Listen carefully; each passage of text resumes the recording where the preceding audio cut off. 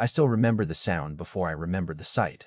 A diesel engine idling outside my backyard just after sunrise, neighbors standing in their driveways with coffee cups frozen halfway to their mouths, and the expression on our HOA president's face when he realized that every fence post his board had ordered installed was about to come right back out of the ground. He had spent weeks telling me to calm down, to stop making trouble, to accept what he called a minor mistake.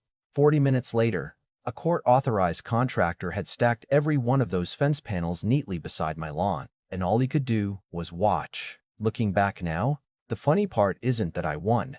It's how easily all of it could have been avoided if one stubborn man had been willing to admit he was wrong. My name is Daniel Mercer, and back in 2019 my wife and I bought a place in Cedar Ridge Commons, just outside Columbus, Ohio.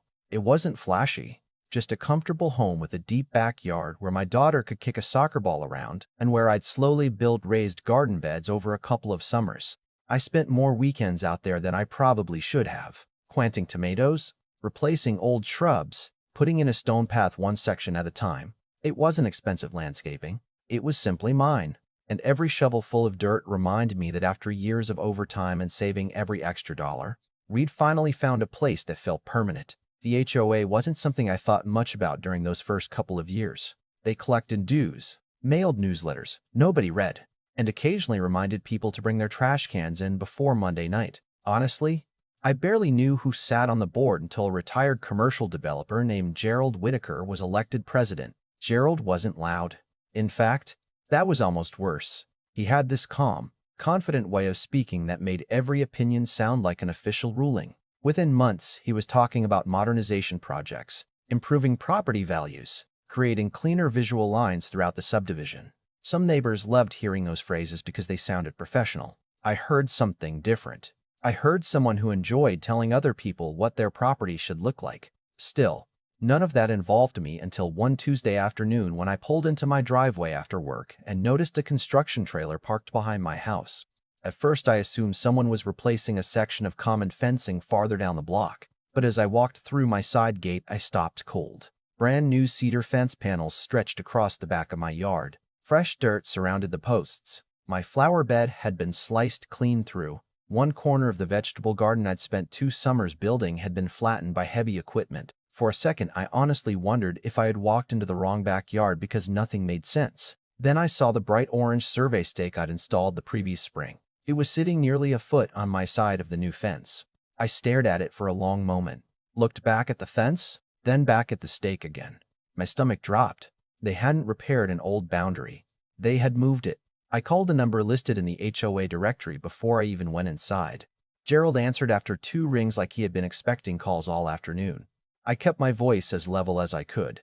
Gerald, there's a fence running through my property. He barely paused. Our contractor measured everything. Measured from what? I asked. Because I have a recent survey. He let out a little laugh that somehow managed to sound polite and dismissive at the same time.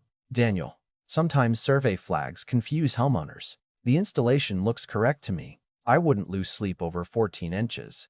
That sentence stayed with me because he had accidentally admitted the exact amount before I had even told him. I asked if he could send me the contractor's measurements. He said he'd look into it. He never did. Over the next few days, I walked that property line every evening after dinner, carrying my survey documents in one hand and a tape measure in the other. A few neighbors wandered over, curious but cautious. Most of them quietly admitted they thought the fence looked farther inside my yard than before, but nobody wanted to challenge the board publicly. One older neighbor leaned over and whispered, "Gerald always assumes people won't fight back. That's kind of his thing." Maybe she meant it as encouragement. Maybe it was a warning. Either way, I couldn't shake it. This wasn't really about 14 inches anymore.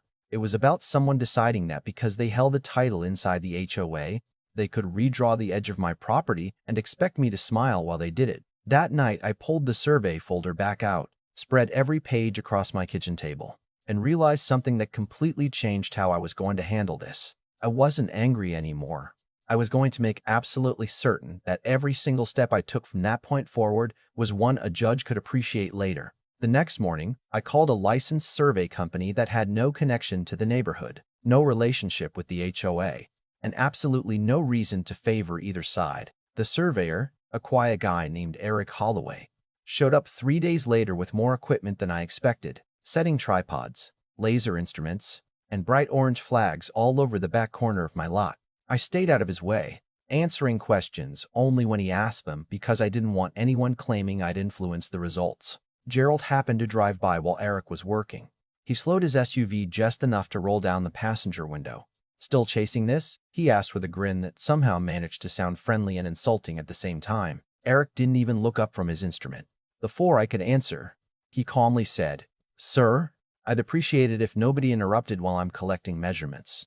Gerald drove off without another word, but I noticed him looking back through the mirror. That little moment told me everything I needed to know. If he had really believed the fence was in the right place, he would have welcomed another survey.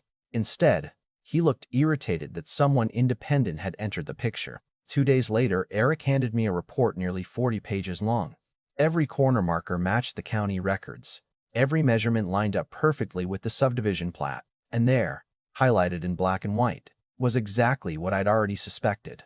The new fence crossed 14 inches into my property for nearly the entire length of my backyard. Eric looked at me before leaving and simply said, "This one's pretty straightforward." I thanked him, paid the invoice, and spent that evening putting together the cleanest paper trail I could imagine. I scanned the survey, attached dated photographs, included copies of my original property survey from when I bought the house, and mailed everything to the HOA by certified mail. I wasn't trying to embarrass anyone. My letter was polite. I explained that mistakes happened during construction, that I understood contractors sometimes misread old markers, and that I was asking the board to remove the encroaching section voluntarily. I even offered to let them coordinate the repairs around my work schedule to minimize inconvenience. 21 days. That was all I asked. The silence that followed was almost impressive. No email, no phone call, no acknowledgement that my certified letter had even been read, even though the delivery receipt showed someone at the clubhouse had signed for it. A week later, I attended the monthly HOA meeting, carrying nothing more than a folder and a copy of the survey. Gerald barely looked at me when I signed in. During the homeowner comment period, I calmly explained the situation and asked whether the board intended to correct the encroachment. Gerald leaned back in his chair, folded his hands, and smiled. "Our contractor has already verified the installation." I held up the survey. "Then why won't anyone look at this?" He shrugged. "Because one survey doesn't automatically invalidate another." One of the board members quietly asked whether the HOA actually had another survey. Gerald answered for him before the question was finished. "We have sufficient documentation." That wording caught my attention because it wasn't an answer. After the meeting, another board member slipped outside while I was loading my folder into my truck. She glanced around to make sure nobody was nearby before speaking. "Off the record," she whispered, "I never saw another survey."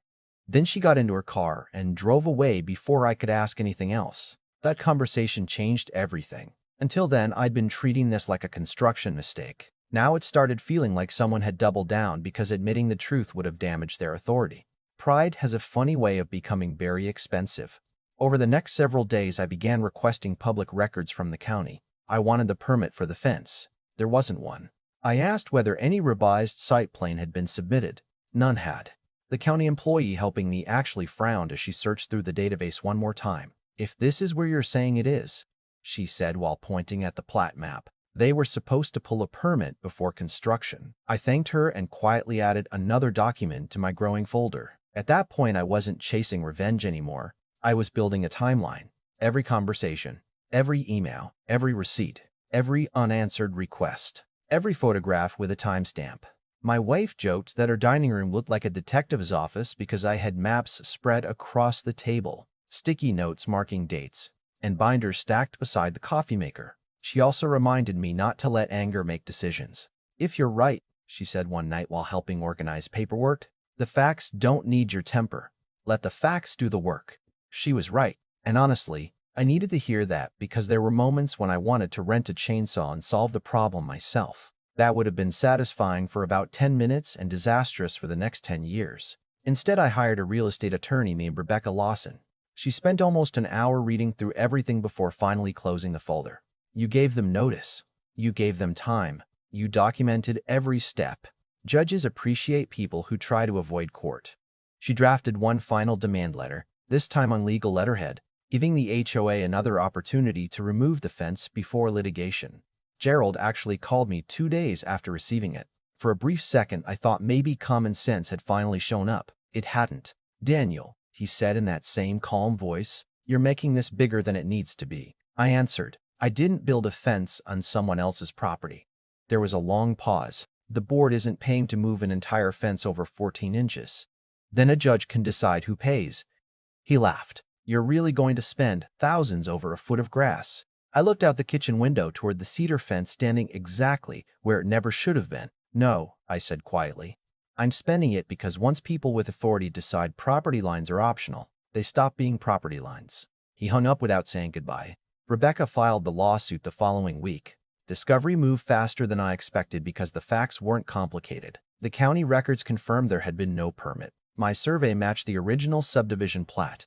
During depositions, the contractor admitted he had followed stakes provided by the HOA rather than commissioning an independent boundary verification. Then came the moment that surprised even Rebecca. Internal HOA emails were produced. Buried inside them was a message from months before construction where one board member questioned whether the proposed alignment might overlap private lots. Gerald had replied with a single sentence that would eventually haunt him: "Nobody's going to notice a few inches." Rebecca read that email twice before sliding it across the table toward me. "Well," she smiled, "I think we just found the sentence that's going to cost your HOA a lot more than a few inches." A month later, the judge reviewed the surveys, the county records, the correspondence, and the photographs before issuing an order requiring the encroaching portion of the fence to be removed from my property. More than that, the HOA would be responsible for correcting the boundary, obtaining the proper permits, and reimbursing my legal expenses if they failed to comply voluntarily. Rebecca called me before I even saw the paperwork hit my inbox. "Congratulations," she said. "Now, let's schedule the contractor." And suddenly, after weeks of paperwork, quiet patience, and being told to let it go, the conversation was finally over. The only thing left was the part everyone in Cedar Ridge Commons would remember for years. Thursday morning arrived with the kind of calm weather that makes everything feel strangely ordinary, which somehow made what happened next even more surreal. I was standing in my driveway with a cup of coffee when the contractor's truck rolled around the corner, followed by a compact excavator on a trailer. The operator stepped out, shook my hand, and looked over the court order one last time before walking the property with me. There wasn't any shouting, no dramatic countdown, no last-minute argument, just professionals doing exactly what the judge had authorized them to do. Of course, the neighborhood had already figured out something was happening. Curtains moved, garage doors opened. People suddenly found reasons to check their mail even though it was barely 8 in the morning. Then, Gerald walked out of his house. He folded his arms across his chest and stood near the sidewalk, trying to project the same confidence I'd seen so many times before. But this time, something was missing. Maybe it was certainty. Maybe it was the realization that paperwork eventually catches up with pride. The excavator eased into my backyard. The hydraulic arm reached toward the first cedar post, and, with one steady pull, the entire section lifted out of the ground as if it had never belonged there in the first place. Nobody cheered. Nobody clapped. The only sounds were the diesel engine, the creaking wood, and birds that seemed completely unimpressed by human stubbornness. One by one, the posts came out. Every panel was stacked neatly along the edge of my yard instead of being damaged, because this wasn't about revenge. It was about restoring what should never have been taken. I glanced toward Gerald after the third section came down. He was still standing there, but his expression had changed. He wasn't angry anymore. He looked tired. For just a second, I almost felt sorry for him because I realized this entire mess had started with a decision he could have reversed during a 5-minute phone call weeks earlier. Instead, he turned a simple correction into a legal fight the entire neighborhood had paid to watch. Less than 45 minutes after the equipment arrived, the last post came out of the ground. The contractor walked over, had me confirm the work was complete, then loaded the machine back onto the trailer as neatly as he'd unloaded it. Before leaving, he smiled and said, "You'd be surprised how often fences cause bigger problems than houses." I laughed harder than I had in weeks. A few days later, the HOA hired another survey company, this time following every county requirement to the letter. New permits were submitted. Fresh property markers were installed. The replacement fence ended up exactly where my original survey had said it belonged all along. By the time everything was finished, the association had spent well over $6,000 between legal fees, surveys, permits, contractor costs, and reconstruction. Ironically, fixing the mistake immediately would have cost only a fraction of that amount. At the next annual HOA meeting, several homeowners openly questioned why reserve funds had been wasted defending something that was clearly wrong from the beginning. Gerald tried explaining that the board had acted in good faith, but then one homeowner asked a question nobody could answer. If you were so confident, why didn't you just look at the survey when Daniel first handed it to you? The room went completely quiet. There wasn't a good answer, because there never had been one. A few months later, Gerald resigned from the board. I never celebrated that. Honestly, I didn't need to. Watching the fence come down had already given me all the closure I wanted. Every now and then we still pass each other while walking through the neighborhood. We nod politely, exchange a quiet hello, and keep moving. We never talk about the fence. We don't have to. It's funny how people assume stories like this are about winning, but they really aren't. I would have been perfectly happy if someone had knocked on my door the first week and simply said, "We made a mistake. We'll fix it." Instead, one person's refusal to admit an error dragged an entire community through months of unnecessary conflict. If I learned anything from the experience, it's that protecting your rights doesn't require raising your voice. It requires patience, documentation, and the discipline to let facts speak louder than frustration. So now I'm curious what you would have done if you were standing in my shoes. Would you have waited the full 21 days like I did, giving the HOA every chance to make things right? Or would you have called an attorney the moment they told you to let it go? Let me know down in the comments, because I've seen people argue both sides of that question. And honestly, I think it's one of those debates where every answer says something interesting about how we see fairness, property, and accountability. If you enjoyed this story, don't forget to like the video, subscribe for more real-world neighborhood conflicts where persistence beats power, and share this with someone who still believes a few inches of property doesn't really matter. Because sometimes those few inches reveal exactly what kind of people you're dealing with.